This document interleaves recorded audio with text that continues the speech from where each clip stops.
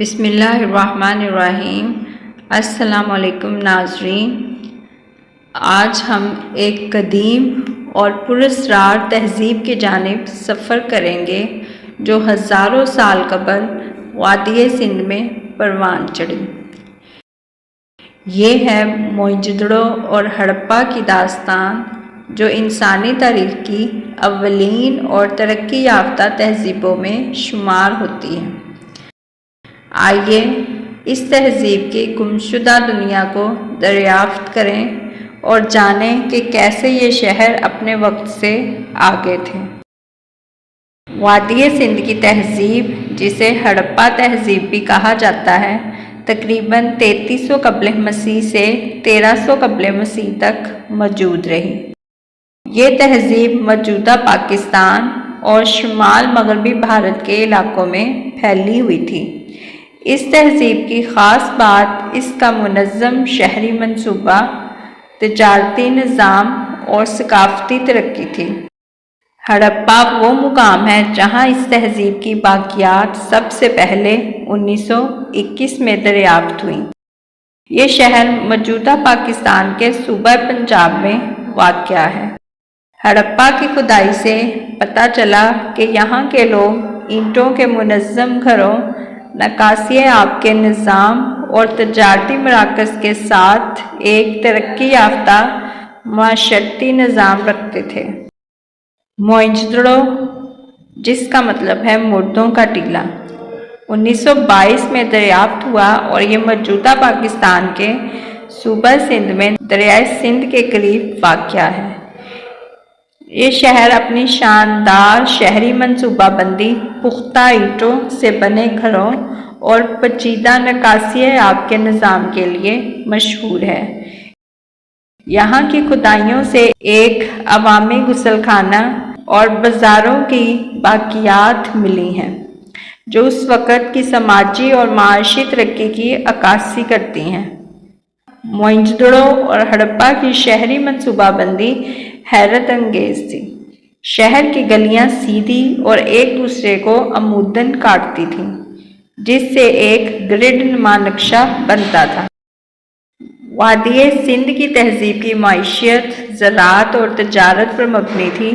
یہ لوگ کپاس کی کاشت کرتے تھے اور کپڑے بناتے تھے، جو دنیا میں کپاس کی اولین کاشتکاری میں شمار ہوتی تھی۔ تجارتی روابط دور انداز علاقوں تک پھیلے ہوئے تھے، جن میں میسوپوٹامیہ یعنی موجودہ عراق اور مصر شامل ہیں۔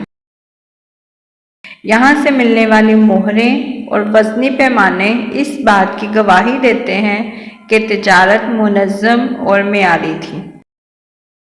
وادی سندھ کے لوگ مذہبی اور ثقافتی طور پر بھی ترقی یافتہ تھے۔ یہاں سے ملنے والے مجسمے، مہریں اور دیگر اشیاء اس بات کی نشاندہی کرتی ہیں کہ یہ لوگ کسی دیوی یا دیوتا کی پوجا کرتے تھے۔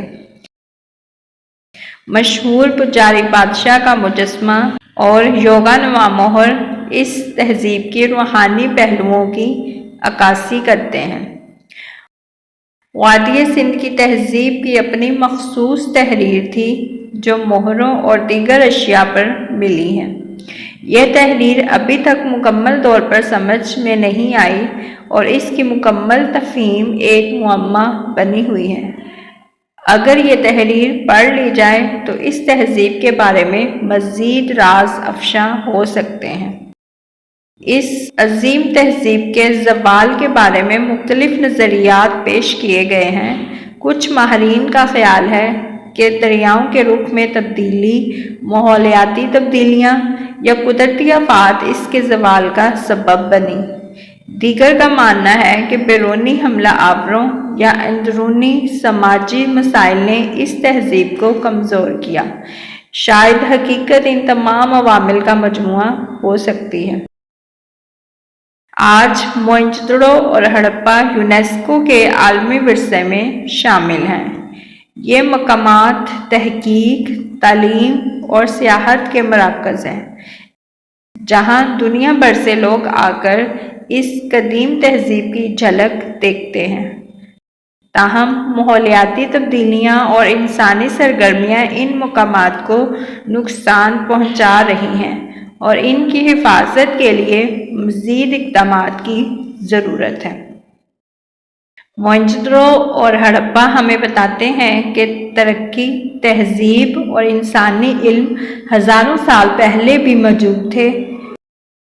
یہ داستان صرف ماضی کی نہیں بلکہ آج کے انسان کے لیے بھی سبق ہے کہ کیسے ہم علم، صفائی، تہذیب اور ہم آہنگی سے معاشرہ بنا سکتے ہیں۔